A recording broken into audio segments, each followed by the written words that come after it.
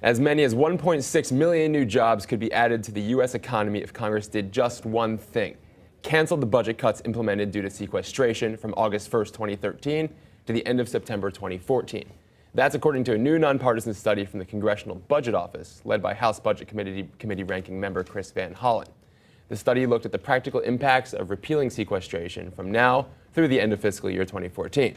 But not everything in it was positive. Suspending sequestration would also cost the government $14 billion in fiscal year 2013 and $90 billion in fiscal year 2014.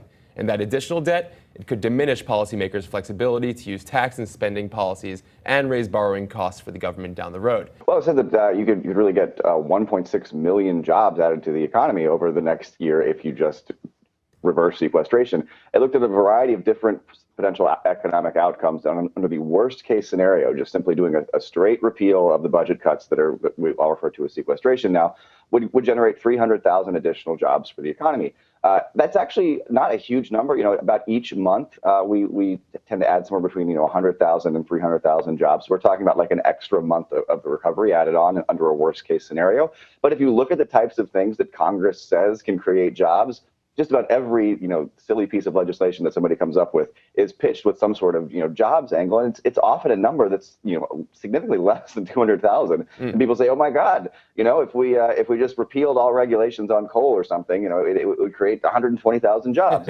That's it actually ends up being a really significant number given the sorts of things that Congress is willing to do.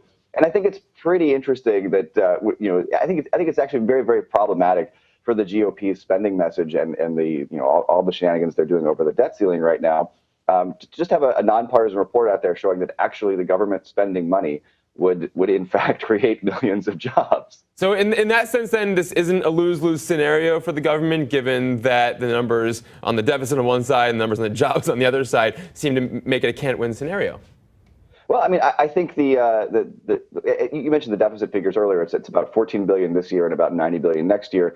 There are actual implications. Typically Congress budgets on a 10-year window, so it could be a little bit more than that over the full decade. But we're talking $100 billion here, which in the context of the federal budget deficit is not really that big. And if you can create 1.6 million jobs for every $100 billion you spend, that's actually that's not a terrible bang for your buck.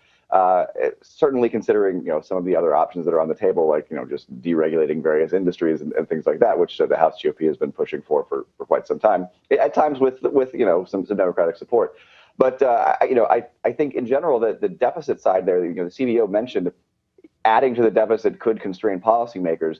It only really constrains policymakers if policymakers choose to freak out about the deficit. The borrowing costs are the thing that you would be worried about under a more spending scenario. And right now, interest rates are at record lows. So the idea that we couldn't afford another $100 billion over the next couple of years, that this would suddenly cause interest rates to spiral out of control, seems really, really far-fetched to me. I think simply repealing the sequester would be a pretty easy economic case for adding jobs, and it would boost the deficit just a little bit, but the deficit's falling at really, really fast right now. Over the next couple of years, it's gonna cut in half no matter what they do.